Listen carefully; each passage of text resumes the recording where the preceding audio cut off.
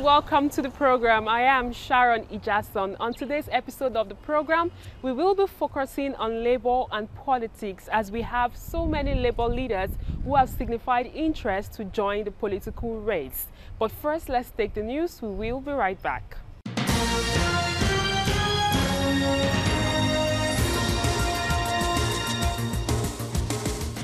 According to the Nigerian Bureau of Statistics, the unemployment and underemployment rate in the country escalated from 37.2% to 40% in the second quarter of 2017. Things got worse for the youth, especially those in the age bracket of 15 to 35, which is about 52.65% of the population. The federal government, in its efforts to reverse the trend, had entered into a partnership with the African Development Bank to co-host a public-private roundtable on youth unemployment and skills development. The forum seeks to mobilize the private sector and spur investment with a view to reverse the current high rate of unemployment in the country.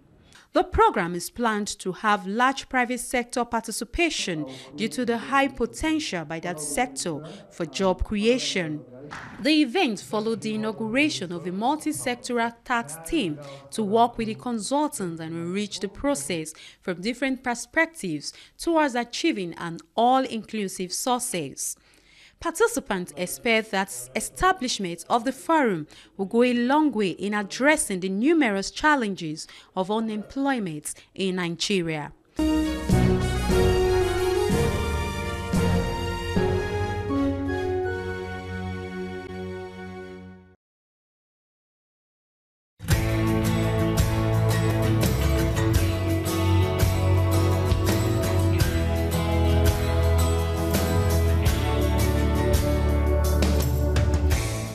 On the Profile interview segment this week, I will be speaking with some labor leaders who have signified interest to run for a political office come 2019.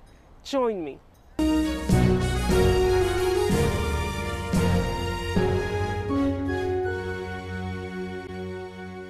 It's good to have you on the program. Thank you very much.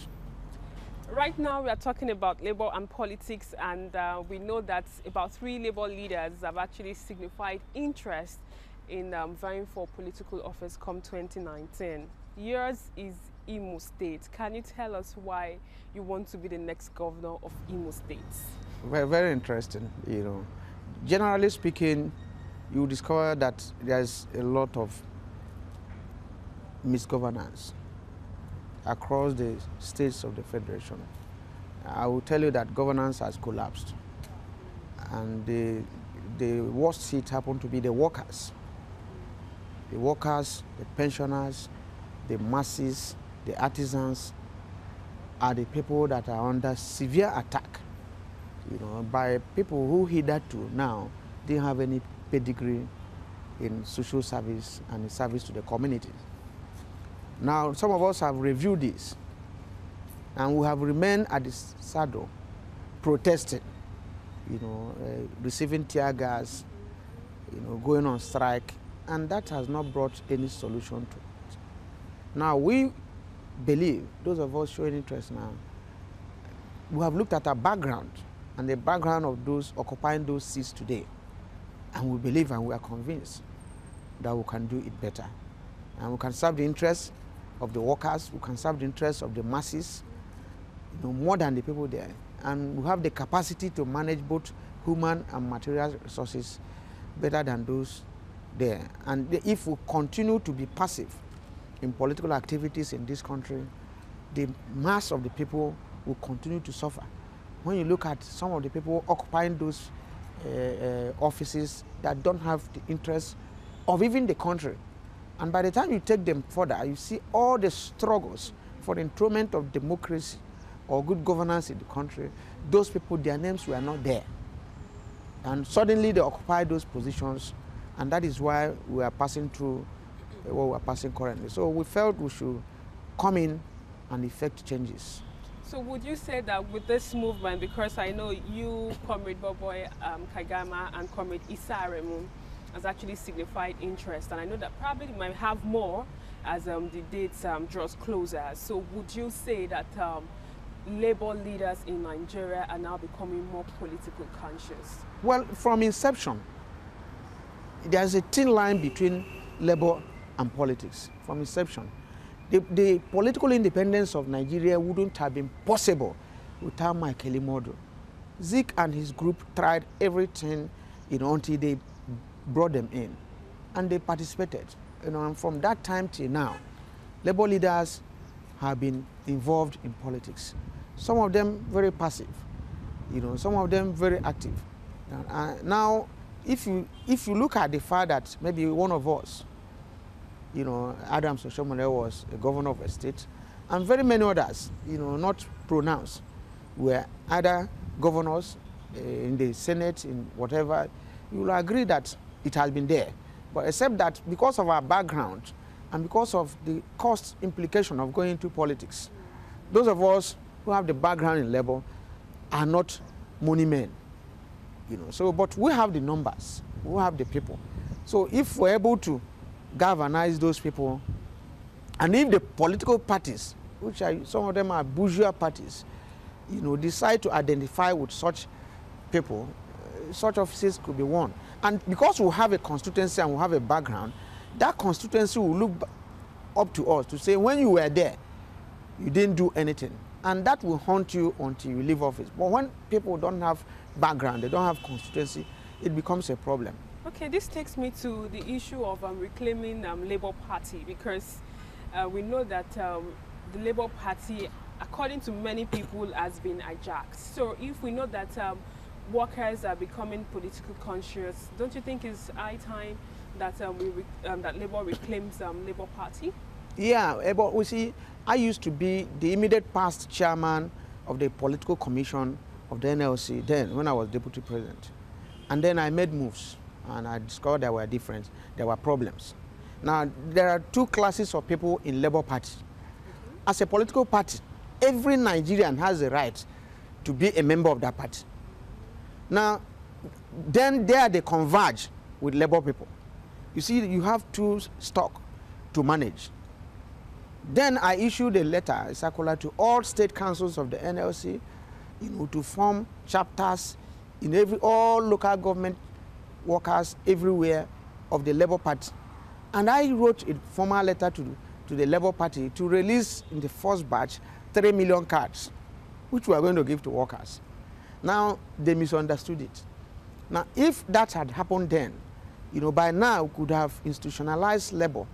We could have made the workers to buy into the party, and then play a role with the other career politicians.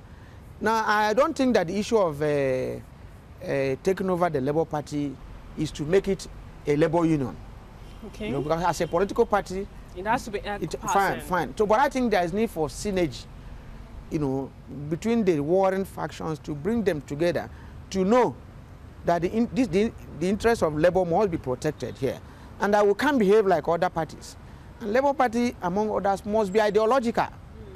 So right now, as someone who is interested in the governorship seat in Imo State, and as a Labour leader, as an activist, what do you think stands you out from other candidates, and what should workers or maybe the people of Imo State be expecting from your leadership? What are your blueprints? Well, one thing that is clear is that I am not an unknown quantity in Nigeria today. I have been tested, and tested by the most critical sector, in the society, the workers. Now, if I have been tested and still standing, it then means that what we have done that kept us moving, all those things we have been criticizing, this is the time to put it into practice. And in terms of credibility, in terms of pedigree, and I add, in terms of qualification, in all ramification, in terms of age, in terms of exposure, in terms of management of human and material resources from where we are coming. If you have any of the serving governors now and those intending to serve that have done better than us, and that are open to public scrutiny, then you can put us into the balance, in the balance and weigh. But if it's not, we can't continue to be passive and allow those people, to drive us wrongly. So should we be maybe expecting a form of debate anytime from now? Now, you see, if the election is to be issue-based, then some of us will be happy. But we have realized that in Nigeria, politicians don't come out for debate, and that makes it difficult. But do you think that those are some of the things that should... No, I think those are things that are required in a democracy. People would like to know who you are. People would like to know where you are coming from and where you are going. Now, anybody who is not ready to disclose all this, to give full disclosure, should have no business coming out for public office. It's good to have you on the program. Thank you very much. The conversation continues in a moment.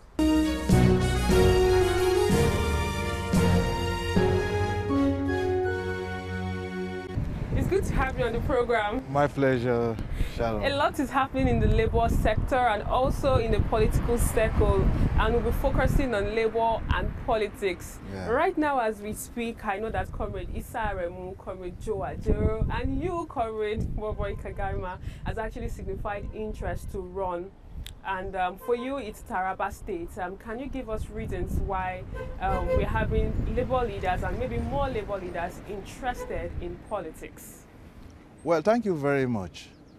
The reasons are very, very obvious. Labor leaders are friends to masses. Labor leaders are people who are out to defend the defenseless. Labor leaders are out for equity and justice. What we are having in our respective states are sorry stories to be told, because particularly my state, since the creation of the state to date, only few governors have been able to put certain infrastructure in place that will be beneficial to the citizens. This current dispensation is the worst. No single project has been commissioned. Workers' salaries are not being paid. Hospitals are in their sorry states. Youths don't have employment. And our infrastructure development is next to nothing. The few contracts that were awarded are over-invoiced, terribly over-invoiced. People are only out to make money without thinking about even their last days on earth. So the reasons is very, very clear. We have the issues of insecurity. We have the issues of people bringing in sentiments of religion, tribal, and regional sentiments within a very small state like Taraba. So the voice of reasons have made a clarion call upon me that, look, with your background as a trade unionist, you don't have foes. Yours is work, organize to ensure that people live in peace, people see development, because religion has no, hunger. The hunger you have in your stomach does not have religion. It doesn't have tribe. The sickness you have in you does not have religion. It does not have tribe. When they are sending money from Abuja through the Federation account, it doesn't have religion. It doesn't have tribe. The only binding force is the Nigerian Constitution. And the Nigerian Constitution says, be fair. Govern people with the fear of God. You have taken an oath of office, oath of allegiance to our country, yet you don't abide by these oaths. With your experience as a trade unionist, what do you think stands you out from the rest that might want to vie for this same office, which is being the next governor of Taraba State? Well, I have risen from the rank of a town planning officer 1 to director town planning services, and in the state.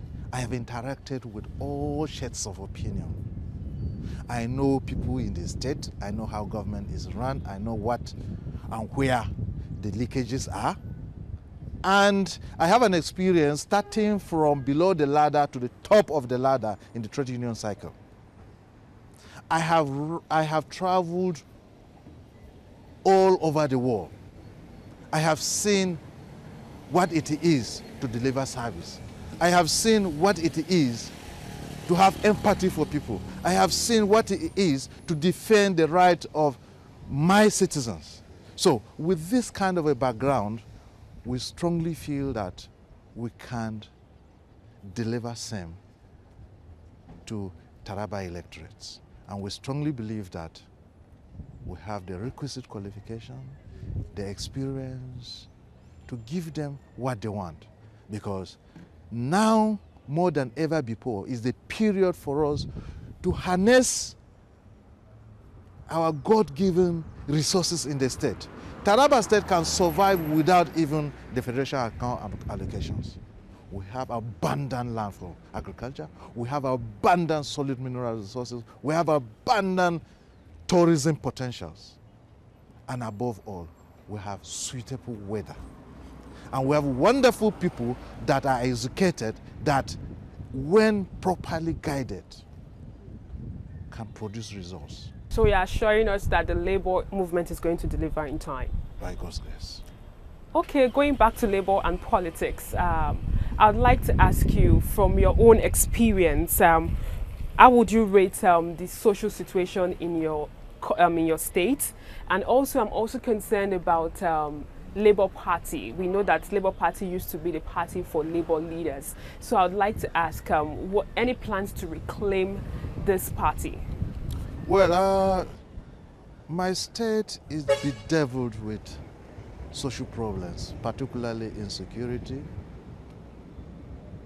sentiment imposed by the current government in the state by way of trying to instill fear in the citizenry. But we are saying that they are kidding. Because when people like us come on board, we look into their faces and tell them, hey, you are kidding.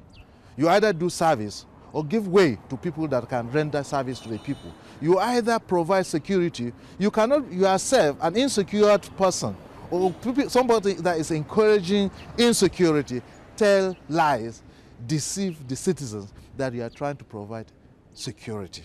Then, on the issue of our Labour Party, we are trying our best to make sure that we reclaim that party. There is a court ruling that has said the current leadership of the party is not the current leadership. We have protested to INEC, and we're pretty sure INEC should be able to read what the court judgment is all about. INEC to act accordingly to ensure that we, the labor movement, and our partners, our social partners, the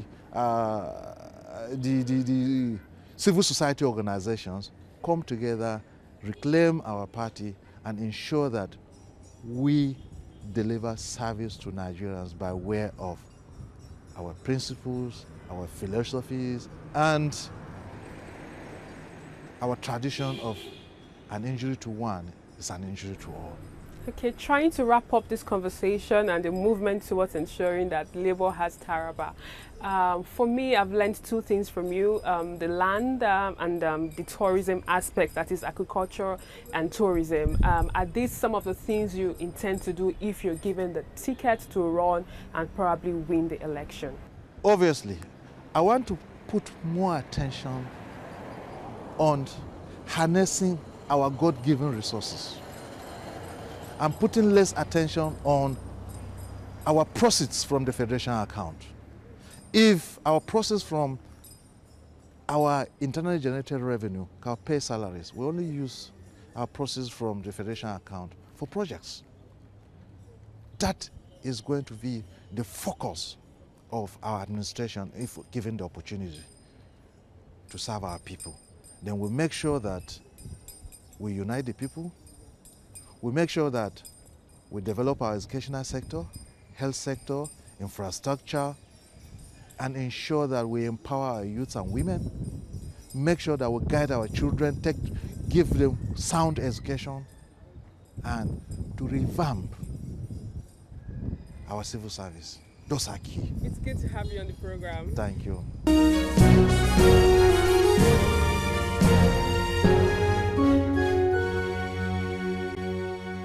Good to have you on the program. Yeah, Sharon, thank you very much. A lot seems to be happening in the labor and politics scene. I've spoken to Comrade Kaigamar, I've spoken to Comrade Joe Adero, and now I'm speaking with you. And I would like to ask you, why have you indicated interest to join the race and probably be the next governor of Kwara State? Yeah, God willing, and thanks for the best wishes which you have expressed. Yes, it's true that some of us are now taking the challenge of going into politics, but it's nothing new. It's part of the heritage of the labor movement. Don't forget that even the founding father of the labor movement in this country, Michael Imodu, was politically engaged. The first Labour Party was actually formed in 1950, as far back as that. And our founding fathers and mothers realized that, yes, you can do union struggles, but there is sustainable struggle that will help the working people is that they must also control the political power, because power is about allocation of resources and they reflect your class interests. So if the working people are also in power, they can reflect resources to really address their plight within the polity. So what I'm saying here is that if you check the record during the Second Republic, unionists were involved in politics. We actually had in my union, the founding president of this union, the old House Union, that's Abutu, Alhaji Abutu, which actually became a representative in the House of Rep of the Second Republic. May so rest in peace, is dead now. You also know, recent time, Comrade Adams Shomole, two-time governor of the Edo State, and he made a remarkable impact in the life of with working people as citizens of Edo. He reinvented education. Not only that, he paid above minimum wage. So you also have Honorable Aminu Suleiman from my union, who's currently in the 8th Assembly from the House of Reps. So we can be on and on. I mean, Akwatasin, Comrade Akwatasin, is a member of House of Rep. He came from Nopeng. He used to be the president of Petroleum Workers Union. Comrade Akinlaja, used to be the general secretary of that great union, Petroleum Workers Union. So what I'm saying is that our involvement in politics now is part of that heritage of unions or unionists to be involved in political process. And let me put it this way, I'm very sure this applies to my colleagues too that you have mentioned. We see our involvement in politics of Kwara as continuation of our union work. In fact, it's a union struggle in another means. What do I mean? What do you struggle for in the union? It's the welfare of the working people, welfare of the working man and woman, through wage improvement, housing allowances, maternity for the women, health insurance for all our workers, Now, what does the Constitution say? It says the primary purpose of governance is the welfare and security of the citizens. So what I'm saying is that my involvement in politics will be continuation of the same union struggle. So now you've spoken so much about the reason why you've decided to indicate interests for running for political office in Kwara. Moving forward, you've mentioned some people's name during your conversation that are actually trade unionists that ventured into politics. But for me, as a young person in the labor circle, I think there was a break. So I would like to ask you, why the break and why is the movement coming up once again? Well, I'm not sure whether there has been a break, but I mean, I've told you of as late as Second Republic, even First Republic, we had some of the unionists who engaged in politics. But I think there has been break, not just for unionists in politics, but for credible people in politics, because we had a long period of military rule, in which our involvement in politics was thwarted by military dictatorship. In fact, we're actually fighting to defend our unions. Don't forget that NSC was dissolved in 1988 by Ibrahim Babangida administration. Later on, in 1993, Abacha also dissolved Nigeria Labour Congress, and then that was a period of endless transition program.